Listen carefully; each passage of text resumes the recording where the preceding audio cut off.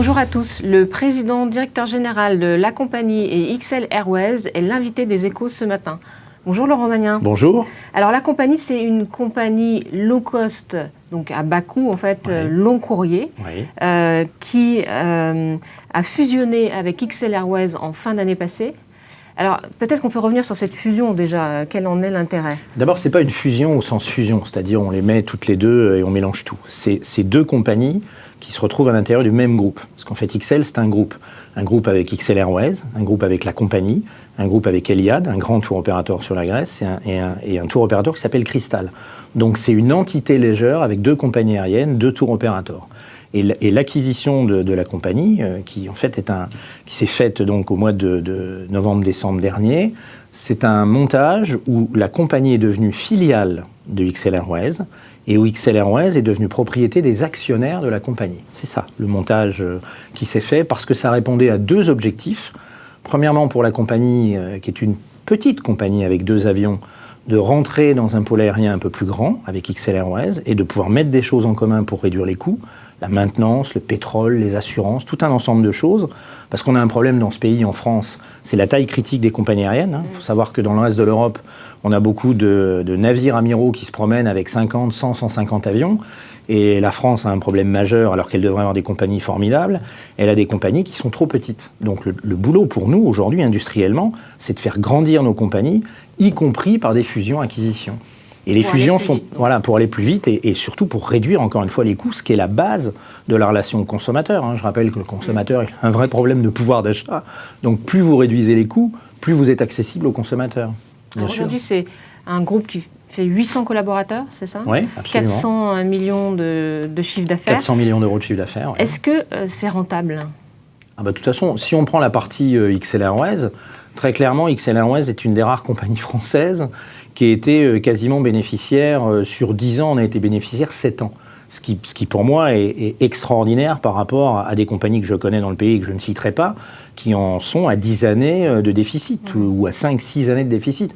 Donc on a un parcours déjà chez XL Airways économiquement, et c'est ce qui a séduit les actionnaires de la compagnie. On a un parcours extrêmement positif sur le plan financier. Et la compagnie? Alors la compagnie, c'est très différent. D'abord, c'est une start-up. Je rappelle que la compagnie elle a commencé il y a 2 ans et demi et que le plan de développement de la compagnie n'a pas prévu d'être rentable avant 2018.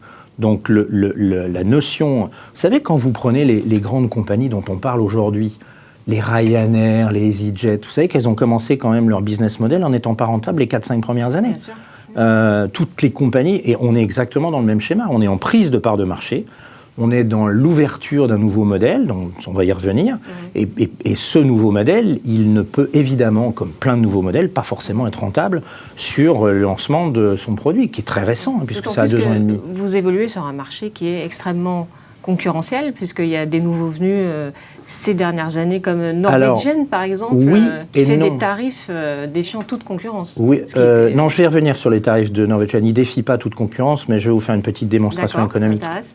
Elle est très intéressante. Quand on reprend la compagnie, je mettrai un bémol sur la compagnie en termes de concurrence.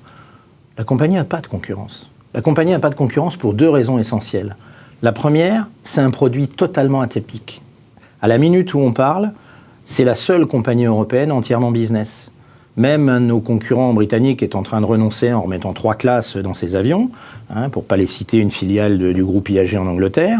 En ce qui concerne la compagnie, on est sur un modèle absolument unique, qui me fait penser un peu au début de l'aérien, où la notion du client, c'était un peu la notion du rêve, c'est-à-dire vous rentrez dans un avion entièrement en business class. C'est un peu ce qu'on avait dans les années 30-40, il faut quand même qu'on le rappelle. C'est exactement ça, le concept et notre idée. C'est que les gens se ressentent quelque part au début de l'aérien. À une époque où on s'occupait incroyablement des gens dans les avions, à une époque où l'avion était convivial. Et c'est ça le rêve. C'est pour ça, du reste, qu'entre nous, on l'appelle Dreamjet. On l'appelle la compagnie, mais entre nous, on l'appelle aussi le Dreamjet. Parce que c'est vraiment ça. C'est une relation au personnel navigant à bord qui est différente. C'est quand vous rentrez dans l'avion, vous êtes... Même, vous savez, les classes affaires d'aujourd'hui. Moi, je monte à bord de 380 avec d'immenses classes affaires. Déjà, ça m'oppresse. Vous voyez ce que je veux dire? Vous rentrez dans les classes affaires qui deviennent énormes. C'est pas la compagnie. Vous êtes dans un monocouloir, il y a une convivialité entre les gens. C'est un rêve. C'est un retour au rêve de l'aérien. Classe affaires unique, il a Alors, une pérennité sur le long terme. Alors d'abord, vous dites vos concurrents, ce qui est très intéressant sur le plan économique, il n'a pas de concurrence sur sa modélisation. On n'est pas dans les gigantesques classes affaires des grandes compagnies aériennes. Deuxièmement, en termes de prix, on est effectivement, par cette modélisation, beaucoup moins cher que les classes affaires de nos concurrents. Si on regarde la moyenne des classes affaires sur les États-Unis, je rappelle que les compagnies, du reste, dont le but n'a pas été uniquement d'augmenter le prix des classes affaires, parce que c'est ce qui gère économiquement les grandes compagnies classiques. Il faut savoir que vous leur retirez la classe affaires et s'effondre en 5 minutes. Quand même très intéressant sur la modélisation économique. Donc ces compagnies-là sont obsédées par le prix de la classe affaires, et si possible, le plus haut possible. C'est également pour ça qu'il y a une avalanche en permanence de nouveaux services, c'est pour justifier un prix très élevé. Quand on regarde le prix Paris-New York, qu'on sait que la compagnie vend de l'aller-retour en business très souvent à moins de 2 000 € quand nos concurrents sont à 4 500 ou 5 000, ça veut dire quoi? Ça veut dire que la compagnie, non contente d'être un Dreamjet, est une compagnie qui fait 40 ou 50% moins cher que leurs concurrents en restant une classe affaires. Ah oui, c'est du vrai low cost. Comment vous faites pour mais pas du low cost. Les coûts, en fait, parce que quand vous êtes dans un concept entièrement classe affaires et que vous avez très peu de salariés autour du modèle, vous savez, c'est pourquoi on parle du low cost comme un vrai danger pour les grandes compagnies classiques. Parce que la technologie, l'engagement des salariés, quand il y a assez peu de salariés finalement autour du fait de faire tourner les avions, vous savez, on a très peu de gens dans nos concepts. Et le coût de personnel, ça représente combien des coûts totaux de la compagnie? Le coût de personnel, il est à 10-15%, donc on est à bien des en coûts... dessous quand même des... on est dans des legacy aujourd'hui où le nombre de salariés au sol est absolument intersidéral. Bon. Et c'est une des grandes problématiques économiques d'aujourd'hui. Pourquoi? Parce que leurs modèles sont très complexes. Vous prenez notre grande compagnie nationale, elle doit avoir quoi? 10 types d'avions différents, des services dans tous les sens. Ça demande beaucoup de gens, c'est pas une critique du reste. Ça demande énormément de gens, dans un espèce de mélange extrêmement difficile à organiser. Vous prenez une compagnie comme la compagnie, vous avez un type avion, vous avez un peu de personnel sol qui a un vrai comportement familial avec sa compagnie. Pourquoi? Parce que quand vous arrivez dans les bureaux de la compagnie, il y a très peu de gens.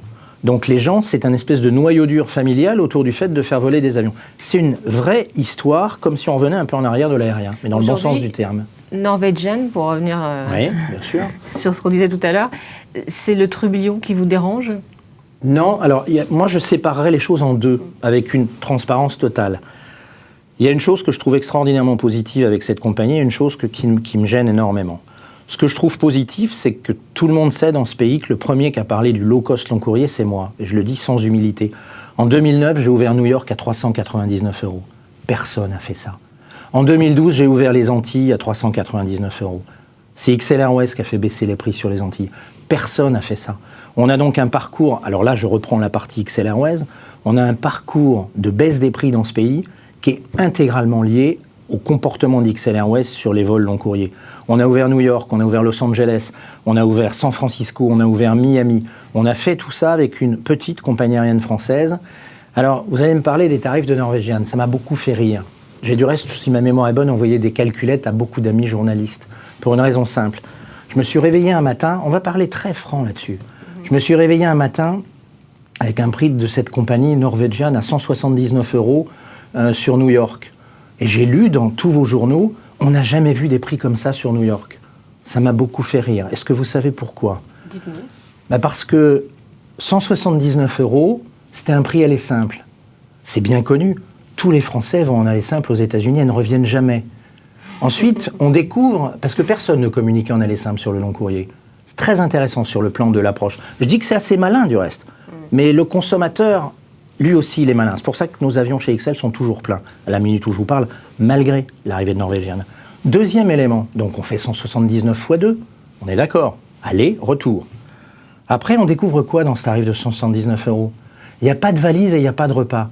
C'est bien connu. Tous les Français se baladent à poil dans New York. Ils n'ont pas de valise, ils n'ont pas pu arriver avec leur valise. La valise, elle est incluse dans le prix d'XL, j'y reviendrai après. Troisième élément, il n'y a pas de repas. C'est très connu, les gens se bouffent les bras, se mangent, vous savez, comme dans les trucs de zombies, dans les avions low cost, parce que le repas n'est pas inclus.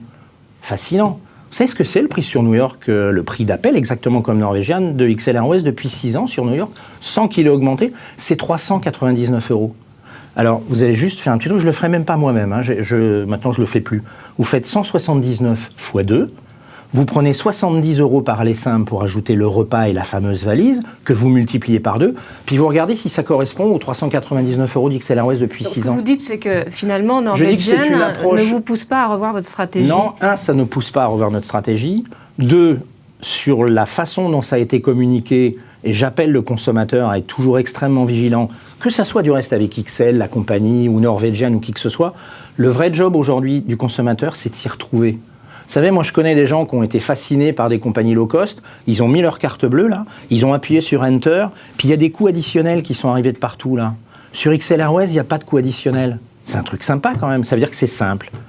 Je suis un mec simple, avec des compagnies simples, face à des compagnies un peu compliquées, qui font parfois croire que tout est moyennement compris. Mais vous savez, quand on communique en aller simple, alors que 95% des billets sont vendus en aller-retour, c'est un vrai problème.